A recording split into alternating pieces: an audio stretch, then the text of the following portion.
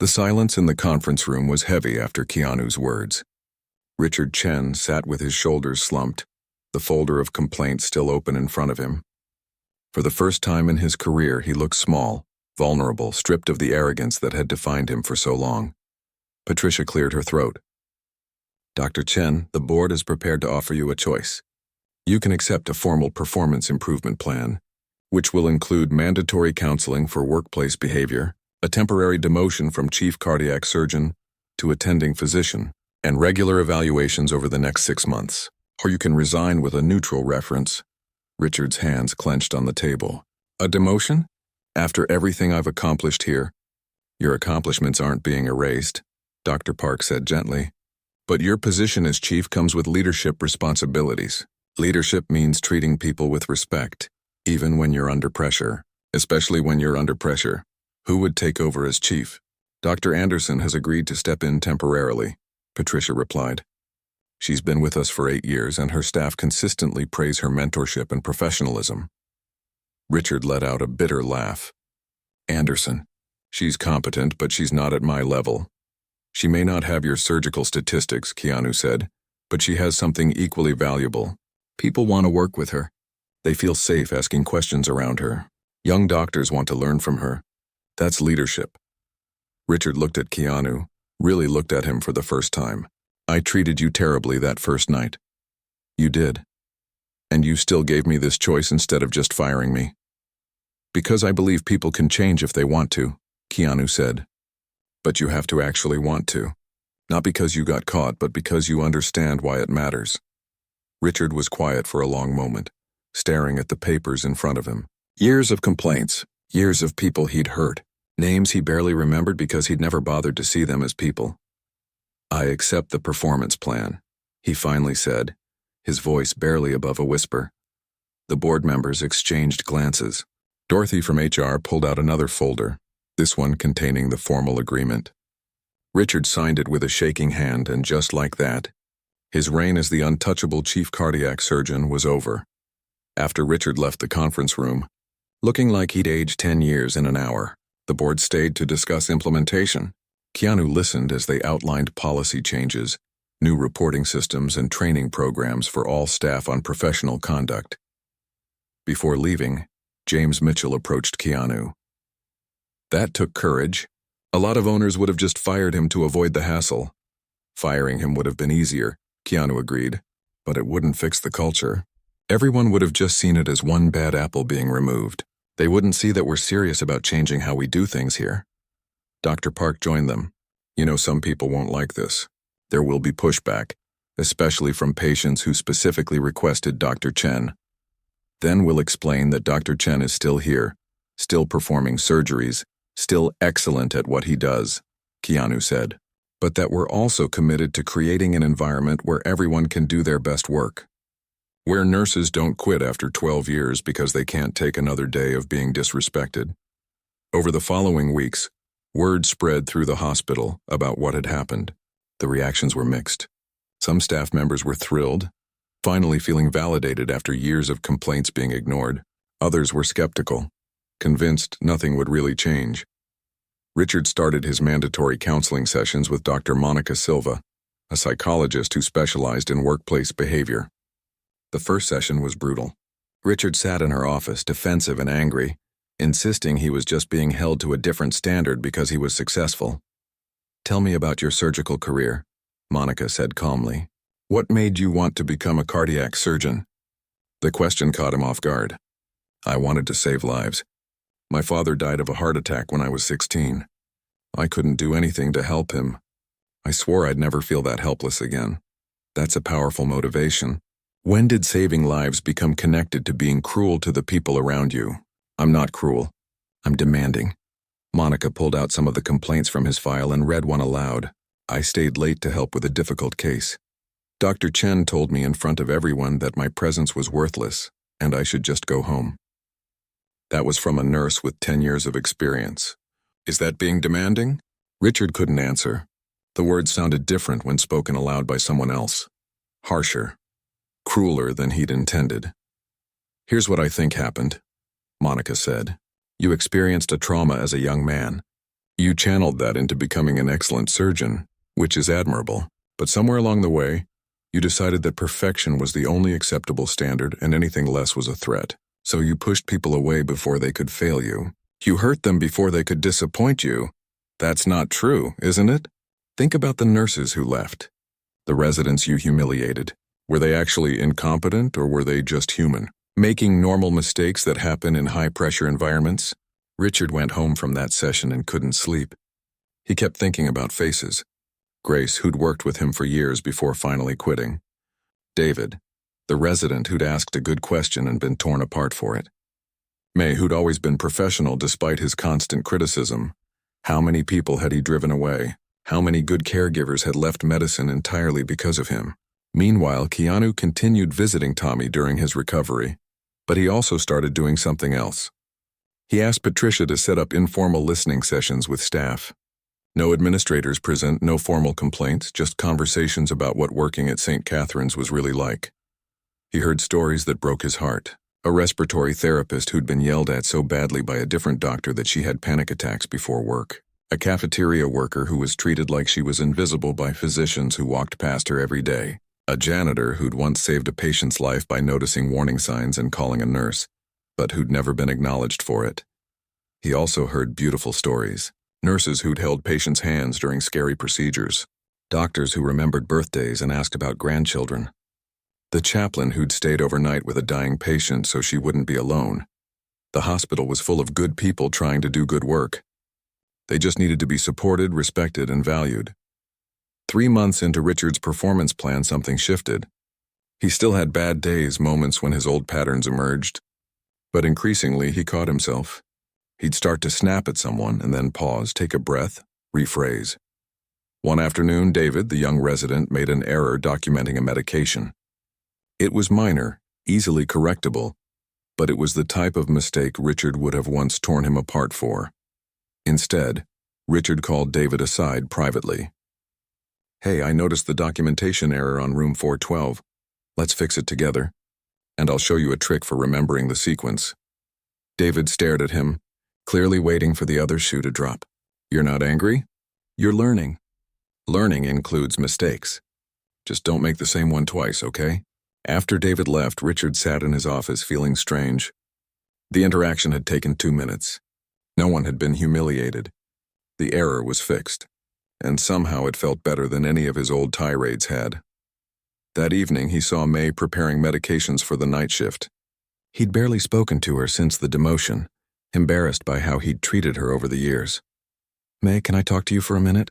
She looked wary but nodded. "Of course, Dr. Chen." I wanted to apologize. Not just for specific incidents, but for the whole pattern. For making you feel like your work didn't matter. When the truth is this hospital couldn't function without nurses like you. You're excellent at what you do, and I should have said that years ago. May's eyes widened. "Thank you. That means a lot.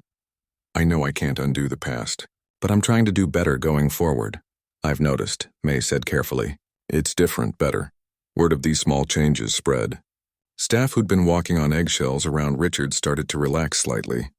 The cardiac unit's atmosphere began to shift, becoming less tense, more collaborative. 6 months after the board meeting, Richard's performance evaluation came up. Dr. Anderson, who'd taken over as chief, sat down with him to review. "Your surgical outcomes remain excellent," she said, "and the complaints have dropped significantly.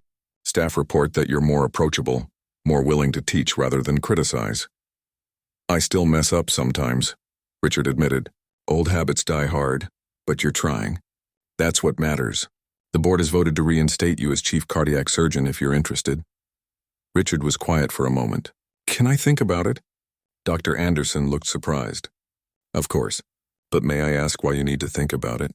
"This was your position." "Because I'm not sure I want it back. Being chief means leadership, and I'm still learning how to do that well. Maybe I'm better suited to focusing on surgery and mentorship for now." "Anderson, you're good at the leadership part. Maybe we could co-lead?" It was Dr. Anderson's turn to be quiet. "That's very mature of you. Let me take that proposal to the board." A week later, the new structure was announced. Dr. Anderson would handle administrative leadership and staff development. Richard would focus on complex surgeries and teaching residents. It was a partnership that played to both their strengths. Meanwhile, Keanu's friend Tommy had been discharged weeks ago and was recovering well at home. But Keanu continued visiting the hospital occasionally, not as the owner checking on his investment, but as someone who cared about what happened there. One afternoon, he ran into Grace in the hospital lobby. She was there visiting a former colleague. "Grace," he said, recognizing her from her photo in the employee files. "I'm Keanu Reeves. Can I talk to you for a minute?" She looked confused but agreed. They sat in the cafe and Keanu explained everything, that he was the owner, that her exit interview had been part of what prompted the changes, that the hospital was different now. "I'm not asking you to come back," he said. "I know you've moved on, but I wanted you to know that what you wrote mattered, that it helped change things." Grace had tears in her eyes. "I loved working here. I just couldn't take being made to feel worthless anymore." "You're not worthless. You never were, and the hospital knows that now." After Grace left, Keanu sat in the cafe watching the hospital around him. Nurses laughed at the medication station. A doctor patiently explained something to a medical student. A custodian was thanked by name by a passing surgeon. It wasn't perfect. There were still problems, still areas that needed improvement. But it was better. The culture was shifting toward something healthier, more humane. His phone buzzed with a text from Tommy. "Heading out on the bike this weekend. You in?" Keanu smiled and typed back, "Definitely." As he left the hospital, he passed the same reception desk where it all started. Linda looked up and waved. "Have a good evening, Mr. Reeves." "You too, Linda. Say hi to your son for me." He stepped out into the cool evening air, pulling his motorcycle keys from his pocket. The sun was setting, painting the sky in shades of orange and pink. It had been a long 6 months, full of difficult conversations and hard truths. But sometimes, Keanu thought as he started his motorcycle, the hardest changes are the most important ones. Sometimes you have to use whatever power you have, even when you'd rather stay invisible, because some things matter more than comfort or privacy. Sometimes excellence means having the courage to say that brilliance alone isn't enough, that how we treat people matters just as much as what we accomplish, that a hospital full of broken, humiliated staff can never truly be excellent, no matter how skilled the surgeons are. And sometimes, the most powerful thing you can do is give people a chance to change, to grow, to become better versions of themselves. As he rode through the city streets toward home, Keanu thought about Richard Chen, working late in the cardiac unit, practicing a different kind of surgery, the kind performed on your own character, your own assumptions, your own worst habits. It was the hardest operation of all, but maybe, just maybe, it was also the most important one. The conference room on the 5th floor of St. Catherine's Medical Center had floor-to-ceiling windows that overlooked the city. It was where the board of directors met quarterly, where major decisions were made, where the future of the hospital was shaped. This morning, 7 board members sat around the polished mahogany table, exchanging confused glances and whispered conversations.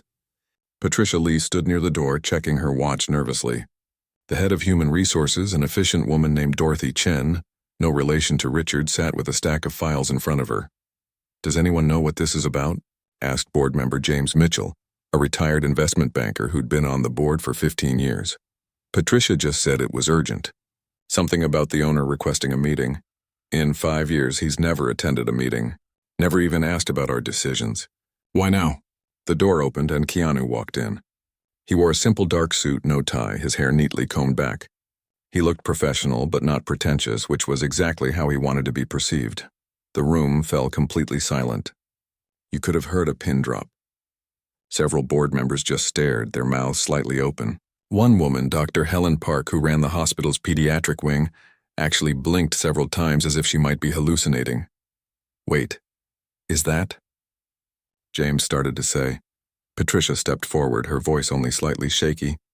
"Board members, I'd like to introduce you to the person who saved this hospital from bankruptcy 2 years ago. The person who's funded our expansion, our equipment upgrades, and our new cancer research wing. Mr. Keanu Reeves, the owner of St. Catherine's Medical Center." More stunned silence. Then someone dropped a pen, and the small clatter seemed to break the spell. Everyone started talking at once. "You own the hospital? This whole time? Why didn't we know?" Keanu raised a hand gently, and somehow that simple gesture quieted the room. I asked for anonymity when I purchased St. Catherine's. That was part of the agreement. I didn't want my involvement to become a distraction from the hospital's mission. I still don't. He took a seat at the head of the table and Patricia distributed folders to each board member. They contained the documentation she'd prepared, all the complaints and concerns about Dr. Chen. I'm here today because I've spent the past week visiting a friend who had cardiac surgery. During that time, I witnessed something that concerns me deeply, not as a famous person, but as someone who cares about what happens in this building. James opened his folder and started scanning the contents. This is about Dr. Chen. It's about a culture that we've allowed to develop, Keanu corrected. Dr. Chen is the most visible example, but he's not the only issue. We've created an environment where brilliance excuses cruelty, where success justifies mistreatment, where people who dedicate their lives to caring for others are made to feel worthless. Dr. Park spoke up, her voice thoughtful. Mr. Reeves, I don't think anyone here would disagree that Dr. Chen can be difficult. But his surgical outcomes are extraordinary. He's saved hundreds of lives. I'm not questioning his skill, Keanu replied. I'm questioning whether we can truly claim to be an excellent hospital when excellence is defined so narrowly. When the nurses who provide round-the-clock care are afraid to speak up, when young doctors are humiliated for asking legitimate questions, when good people quit because they can't take another day of being treated with contempt. We've addressed concerns with Dr. Chen before, said another board member, a lawyer named Robert Steele. He's been spoken to about his bedside manner. Spoken to, Keanu repeated. And then what? Because from what I've seen, nothing changed. The complaints kept coming. The turnover kept increasing. We documented everything and did nothing. Patricia pulled up a presentation on the screen at the end of the room. Charts appeared showing staff turnover rates by department. The cardiac unit's numbers were significantly higher than any other area of the hospital. In the past 2 years, Patricia explained, we've lost 14 nurses from the cardiac unit. The hospital average for comparable periods would be 4 or 5. When we conducted exit interviews, 12 of those 14 specifically mentioned Dr. Chen as their primary reason for leaving. That's concerning, Dr. Park admitted. I wasn't aware the numbers were that stark. Because we didn't want to see them, Keanu said quietly. We looked at Dr. Chen's surgical success rate, his revenue generation, his reputation, and we decided that was more important than the people he was hurting. Robert leaned back in his chair. Let's be practical here. If we take action against Dr. Chen, he could leave. He could take patients with him to another hospital. We could face legal challenges, and frankly, finding another cardiac surgeon of his caliber would be nearly impossible. So we do nothing? I'm saying we need to weigh the costs and benefits. What's the cost of Grace leaving? Keanu asked. The board members looked confused, and he elaborated. Grace worked here for 12 years. She was an experienced cardiac nurse who loved her job and loved her patients, but she couldn't take another day of being treated like she was worthless. What's the cost of losing someone like that? He pulled out his phone and pulled up something he'd written down. Grace wrote this in her exit interview. I'm a good nurse. I know I am. But he made me doubt everything about myself. No job is worth that. What's the cost of making someone doubt themselves after 12 years of dedicated service? The room was quiet. Dr. Park was the first to speak. You're right. We've been measuring the wrong things. Not entirely wrong, Keanu said. Dr. Chen's surgical skill matters. But it's not the only thing that matters. A hospital is only as strong as its entire team. And right now we're breaking that team. James cleared his throat. What are you proposing? I'm proposing we bring Dr. Chen into this conversation. That we lay out these concerns directly and clearly. That we establish expectations for professional behavior that apply to everyone, regardless of how talented they are. And that we follow through with real consequences if those expectations aren't met. He's going to be defensive, Robert warned. Possibly hostile. Probably, Keanu agreed. But that doesn't mean we shouldn't have the conversation. Patricia checked her watch. He's actually in the building. I asked him to be available this morning. Without telling him why, James asked. I told him the board wanted to discuss the cardiac program, which is technically true. Keanu looked around the table. I want to be clear about something. I'm not here to dictate policy or override your expertise. You run this hospital, not me. But I am asking you to think carefully about what kind of institution we want to be, whether we're comfortable with the culture we've created, and whether excellence in medicine requires excellence in humanity. Dr. Park nodded slowly. I vote we bring him in. One by one, the other board members agreed. Patricia left to get Dr. Chen, and the room fell into tense silence. Keanu could see the concern on their faces, the worry about what was about to happen. 5 minutes later, the door opened. Richard Chen walked in, looking confident and slightly annoyed at being pulled into a meeting. When he saw the assembled board, his expression became more cautious. And when his eyes landed on Keanu sitting at the head of the table, recognition flickered across his face, the scruffy visitor from the lobby. The man he'd dismissed so contemptuously that first night. What was he doing here? Dr. Chen, thank you for joining us, Patricia said. Please, have a seat. Richard sat down slowly, his eyes moving from face to face, trying to understand what was happening. I was told this was about the cardiac program. In a way it is, Patricia replied. She gestured to Keanu. Dr. Chen, I'd like to introduce you to Keanu Reeves. He's the owner of St. Catherine's Medical Center. The color drained from Richard's face. For several seconds he couldn't speak. His mouth opened and closed as his brain processed the information. The man he'd humiliated. The visitor he'd treated like trash. The person he'd suggested should clean himself up before coming to his hospital, own the hospital. Mr. Reeves has spent the past week visiting a friend in our cardiac ICU, Patricia continued. During that time, he observed some concerning patterns of behavior. We're here to discuss those concerns with you. Richard finally found his voice. I don't understand. I didn't know. I mean, that first night I was just enforcing visiting hours. This isn't about that first night, Keanu said calmly. Not really. This is about a pattern of behavior that's been documented over years. A pattern of humiliating staff, belittling residents, and creating a hostile work environment. Patricia slid one of the folders across the table to Richard. These are complaints we've received. Exit interviews from nurses who left because of you. Incident reports. Patient feedback. Richard opened the folder with shaking hands. He started reading, and as he went through page after page, his face went from pale to flushed. Some of these are taken out of context. The medical field is demanding. People are sensitive. Dr. Chen, Dr. Park said gently, I've read these reports. This isn't about sensitivity. This is about a consistent pattern of behavior that's driving good people away from this hospital. I'm the best cardiac surgeon you have, Richard said, his voice rising. My surgical success rate is the highest in the region. Patients come here specifically for me. I've saved hundreds of lives. No one is questioning your surgical skill, Keanu said. We're questioning whether that skill justifies treating people with contempt. Whether being brilliant gives you permission to make a young resident question his career choice. Whether saving lives means you can make a nurse feel worthless. I push people to be better. That's what excellence requires. There's a difference between pushing people to improve and tearing them down, Dr. Park said. One builds people up. The other breaks them. Richard looked around the table, seeing no allies.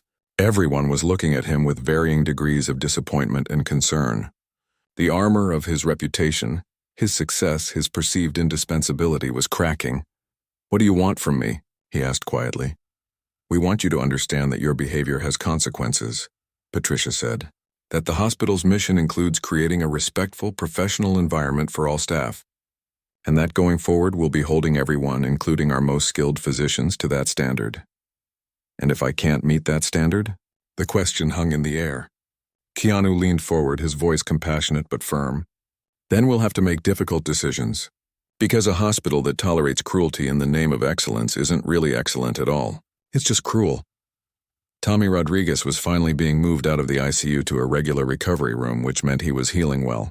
Keanu arrived that afternoon to find his friend sitting up in bed, looking more like his old self despite the hospital gown and remaining monitors. Look at you, Keanu said with a grin. Getting upgraded to the luxury suite.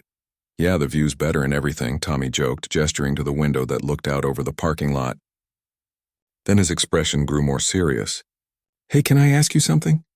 Always. Why haven't you told anyone here who you are? I've watched the nurses and staff treat you like just another visitor, and you never correct them. You know that's not normal for someone like you, right? Keanu settled into the chair beside the bed. Because when people know who I am, they treat me differently. They get nervous, or they want something, or they start acting like I'm not just a regular person. Here, I'm just Tommy's friend. That's all I want to be. Even after that doctor was such a jerk to you that first night? Especially then, Keanu said quietly. His behavior wasn't really about me. He would have treated anyone the same way if he thought they were beneath him. That's the problem. Tommy studied his friend's face. You're planning something, aren't you? Before Keanu could answer, there was a knock at the door. Dr. Chen entered, flanked by two residents who followed him like nervous shadows. Richard glanced at Keanu with barely concealed annoyance but turned his attention to Tommy. Mr. Rodriguez, you're making good progress. We'll be discharging you in a few days if these trends continue. That's great news, Doctor. Thank you for everything. Richard nodded absently, already making notes on his tablet. One of the residents, a young man named David, stepped forward hesitantly. Dr. Chen, I reviewed Mr. Rodriguez's latest cardiac enzyme levels and noticed they've decreased significantly. Should we consider adjusting the medication dosage? It was a reasonable question, asked respectfully, but Richard's head snapped up with an expression that made both residents flinch. Did I ask for your opinion, Dr. Patterson? When I want input from a second-year resident, I'll specifically request it. Until then, your job is to observe and learn, not to question protocols established by someone with 20 years more experience than you. David's face went pale. Yes, sir. I apologize. See that you remember your place, Richard said coldly, then turned back to Tommy. Your medication stays as prescribed. Any questions? Tommy, uncomfortable with the tension in the room, shook his head. Richard left with his entourage, and the moment the door closed, Tommy let out a long breath. That was intense. Keanu said nothing, but his jaw was tight. He'd just watched a young doctor get humiliated for asking a legitimate medical question, for trying to do his job well. That resident might think twice before speaking up next time, even if he noticed something important. I need to step out for a bit, Keanu said, standing up. I'll be back later, okay? He found David in the hallway, sitting on a bench near the nurse's station, staring at his hands. Keanu sat down beside him. Rough day? Keanu asked gently. David looked up, startled. Oh, I'm fine. Just taking a quick break? That question you asked was good, important even. You were in the room? David asked, then gave a bitter laugh. Yeah, well, doesn't matter if it was a good question. I should know better than to speak up by now. How long have you been working with Dr. Chen? 3 months. 3 very long months. I thought I wanted to specialize in cardiac surgery, but honestly, I'm starting to reconsider. Is it worth it if this is what the field is like? It shouldn't be like this, Keanu said. David looked at him with tired eyes. But it is. And nobody does anything about it because he's too valuable. He brings in millions for the hospital. His patients love him because he saves their lives. So what if he makes the staff miserable? That's just the price of excellence, right? The young doctor stood up, straightening his white coat. Sorry, I shouldn't be venting to a visitor. I'm sure you've got better things to worry about. As David walked away, Keanu sat on that bench for a long time. He thought about his sister during her cancer treatment, how the nurses had been the ones who'd held her hand during the scary moments, who'd made her laugh when she felt like giving up. The doctors were important, sure, but it was the entire team that made healing possible. That evening, instead of going home, Keanu went to the hospital's administrative wing. Patricia Lee's office door was closed, but he could see light under it. He knocked. Patricia opened the door, clearly surprised to see him. Mr. Reeves, our meeting isn't until tomorrow morning. I know. I'm sorry to drop by unannounced. Do you have a few minutes? She invited him in, her office neat and professional, the walls covered with photos and commendations from various medical organizations. They sat across from each other, and Patricia waited, clearly nervous about what was coming. I need to tell you what I've seen over the past week, Keanu began. He wasn't angry, wasn't accusatory.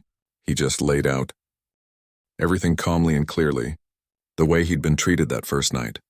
The nurse in the cafeteria talking about colleagues who'd quit, the resident being humiliated for asking a question, May's careful words about Dr. Chen being difficult. Patricia listened, her expression growing more troubled with each example. When he finished, she was quiet for a moment. I won't lie to you, she finally said. We've had complaints about Dr. Chen. Multiple complaints, actually. But he's in a difficult position to address. Why? Because he's the best at what he does. His surgical outcomes are exceptional. Patients specifically request him. He generates significant revenue for the hospital. And frankly, The board has been reluctant to take action against someone so valuable. What about the staff he's driving away?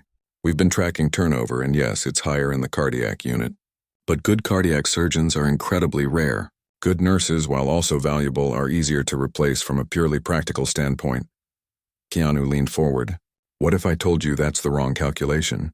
That a hospital built on brilliant doctors who make everyone around them miserable isn't really excellent at all? I'd say you might be right, Patricia admitted. But I'd also say that changing it is complicated. Dr. Chen has allies on the board. He has patients who defend him passionately, and he has the kind of credentials that make him almost untouchable. Almost? Patricia met his eyes. You're the owner. If you want changes made, they'll be made. But I need to be honest with you about the potential consequences. Dr. Chen could leave. He could take patients with him to another hospital. We could face lawsuits if we mishandle this. The medical community is small and talks. So we do nothing? I'm not saying that. I'm saying we need to be smart about how we proceed. That's why I've already prepared documentation for tomorrow's meeting. Every complaint we've received, exit interviews from nurses who've left, patient feedback that mentions his bedside manner. It's all there. She pulled out a thick folder from her desk drawer and handed it to him. Keanu opened it and started reading. Page after page of incidents, complaints, concerns, a pattern so clear it was impossible to ignore. One exit interview stood out. A nurse named Grace, who'd worked at St. Catherine's for 12 years, had written, I love this hospital. I love my patients. But I can't work another day under Dr. Chen. He made me feel worthless every single shift. I'm a good nurse. I know I am. But he made me doubt everything about myself. No job is worth that. Keanu closed the folder. Tomorrow's meeting. I want Dr. Chen there too. Patricia's eyes widened. Are you sure? That might be confrontational. This situation is already confrontational. He's confronting everyone else. Maybe it's time someone confronted him. That night, Keanu returned to Tommy's room one more time. His friend was dozing but woke up when he heard someone come in. You're still here? Tommy asked. Just wanted to check on you before I left. Tommy studied his friend's face in the dim light from the monitors. Something's happening tomorrow, isn't it? Yeah. Does it have to do with that doctor? It has to do with making sure this place lives up to what it should be. What it was when it took care of your sister. Remember how you told me about the nurses here? How they'd treated her with so much kindness during her treatment? I remember. It's part of why you bought the place, isn't it? Keanu nodded. I bought it to preserve that. To make sure people like those nurses could keep doing their jobs without interference. But somewhere along the way, we let excellence become an excuse for cruelty. Tomorrow I'm going to try to fix that. Be careful, Tommy said. People don't like change, especially when they think they're already perfect. I know, but that's exactly why it needs to happen. Keanu left the hospital around midnight. The next morning he'd have to step out of the shadows and reveal himself. He'd have to use his position as owner, something he'd actively avoided. But some things were worth breaking your own rules for. As he walked through the quiet parking lot to his motorcycle, he thought about Grace, the nurse who'd left after 12 years. He thought about David, the resident who was reconsidering his entire career path. He thought about May, still doing her best work despite being undermined constantly. And he thought about Richard Chen, brilliant and broken, who'd somehow convinced himself that being cruel was just part of being excellent. Tomorrow was going to be interesting. 3 days passed before Keanu returned to St. Catherine's Medical Center. This time he came during proper visiting hours, just as he'd been told to do. He wore simple clothes again, comfortable jeans and a plain gray sweater, nothing that would draw attention or make anyone uncomfortable. When he walked through the lobby, Linda was at the reception desk again. She looked up and her eyes widened slightly with recognition, but not because she knew who he was. She just remembered him as the man Dr. Chen had treated so poorly. Good afternoon, Keanu said with a genuine smile. I'm here to visit Tommy Rodriguez in the cardiac ICU. Of course, Linda replied, her voice much warmer than their first interaction. Let me get you a visitor's badge. How's your friend doing? I'm hoping to find out, Keanu said. Thank you for asking. Linda printed out a badge and handed it to him, along with quick directions to the cardiac ICU on the 4th floor.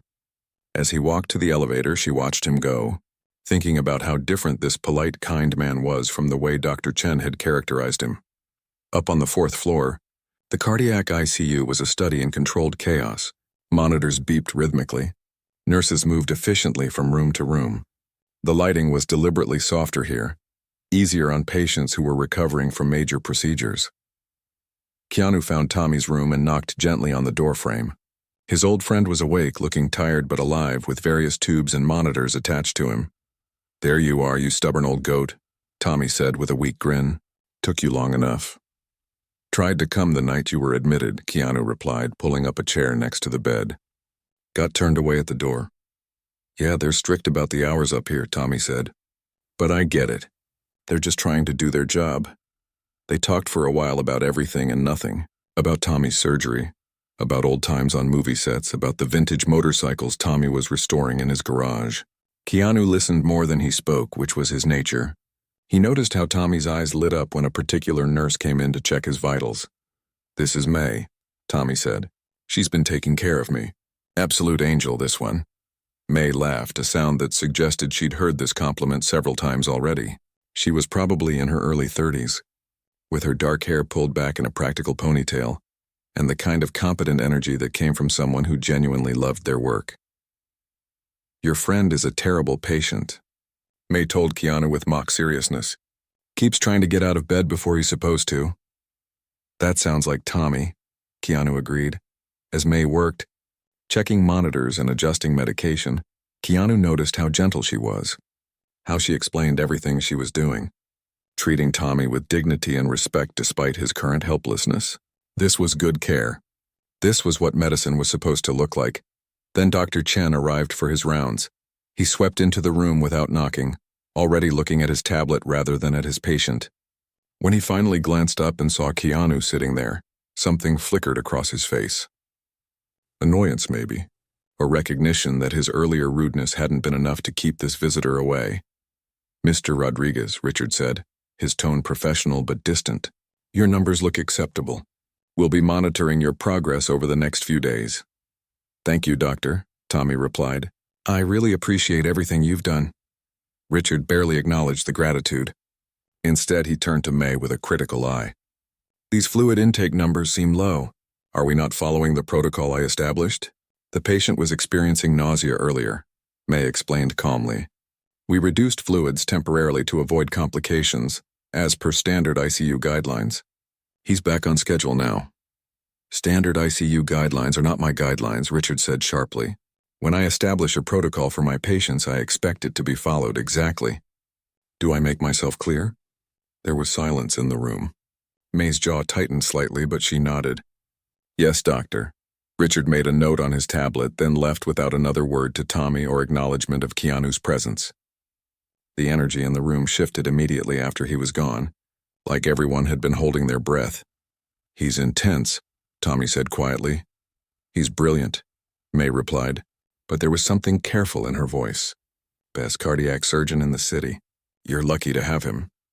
Keanu noticed what she didn't say was as important as what she did.